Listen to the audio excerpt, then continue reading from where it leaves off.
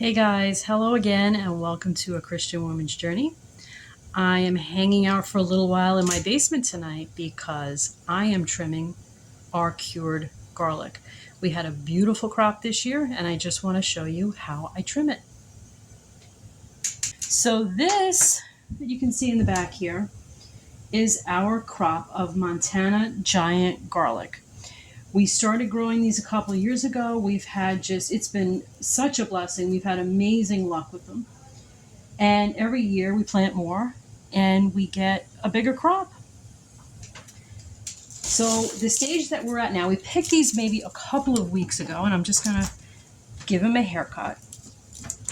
So they've been through what's called the curing process. You want to cure them in your basement. You want a darker space that's drier, has good air circulation, cooler.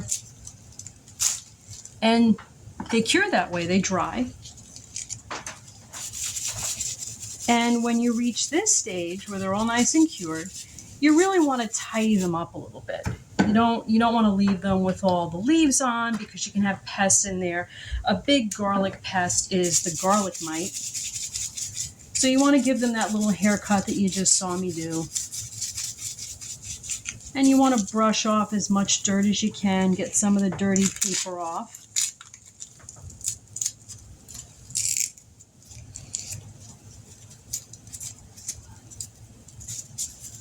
And then you would continue storing them in the basement. It's all nice and trimmed. Continue storing it in the basement. And every time you need some garlic, you just hop on downstairs and you've got yourself some garlic.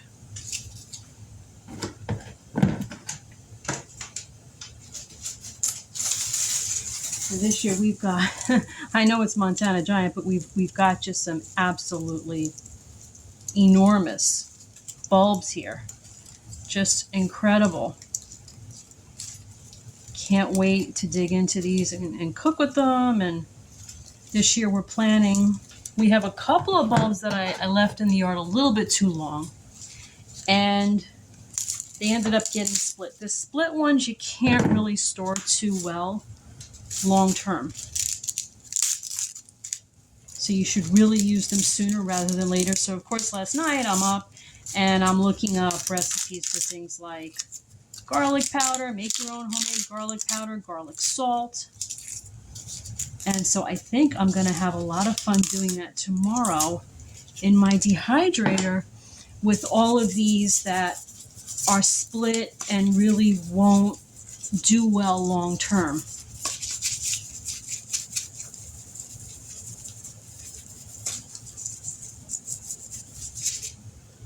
There we go. Brush it a little bit more.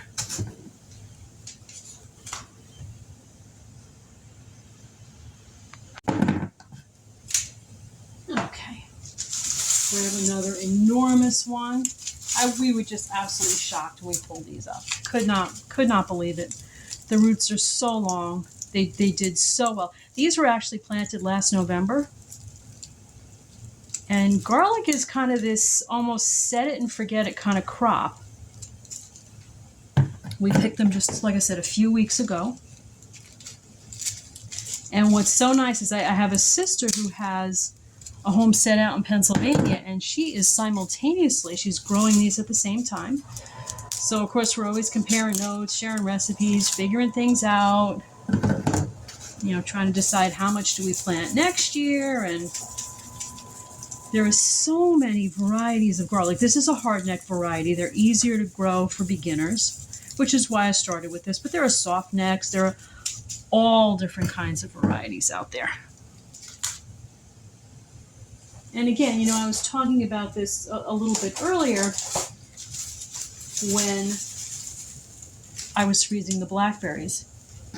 This is, again, a task that to so many people in this day and age would just look so mundane and maybe a little dirty and laborious. And, who wants to do that? But you know what? It gives me that absolutely wonderful feeling of knowing what I'm feeding my family. I know where it came from. It came from my yard. I know that I wasn't spraying all kinds of things on them. You know, when you buy your own seeds, you start your own garlic, you can say, hey, I want to start with something that hasn't been genetically modified. I want to, start with something that's non-hybrid, make sure I can continue propagating my own crop. You get to do things a lot more just simply your own way. Sorry, guys. Just trying to set those in a basket over there.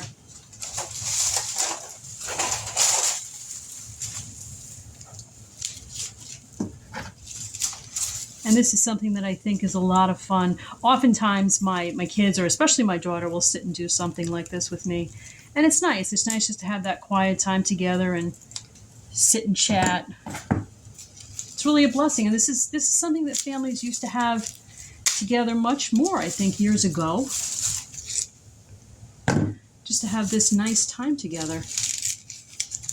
Now, is this a money saver? Sometimes I ask myself this. Is this a money saver? Garlic is not that expensive in the supermarket, so this may not be a money saver. But we'll see over time how it works out. I find it such a joy to grow regardless that I think this is something that I would just absolutely continue over the long term. I can't see myself ever not wanting to do this.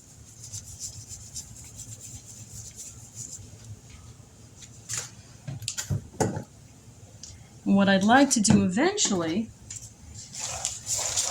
if you follow me the whole year, I'd like to show, come November, the preparation of the cloves and the actual planting. There's nothing difficult about it. It's easy. It's something that everybody can do. And then even into next year, when you cut the scapes and use the scapes, and when you do the actual harvest, all of it from A to Z is really, really rewarding and just very, very exciting to do. Now this one, I can see. I got to this a little bit late. I picked it a little bit late. I don't know if you can see this, but it is split. So this is one that we're going to want to use sooner. This will be one of the ones that we will pick to make garlic salt in the coming days. Garlic powder in the coming days. We'll cook with it. Yeah, because this is not something that's going to last long term. If we try to choose this to plant with this next year, we may not get the same results. And with what we plant, you want to continually plant the best looking cloves.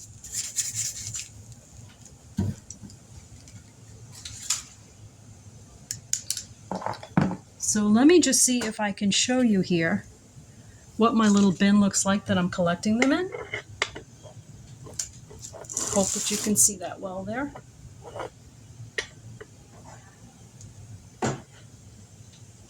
I'm still learning to use my selfie stick, sorry. Please bear with me. So I hope you found that interesting and educational and encouraging.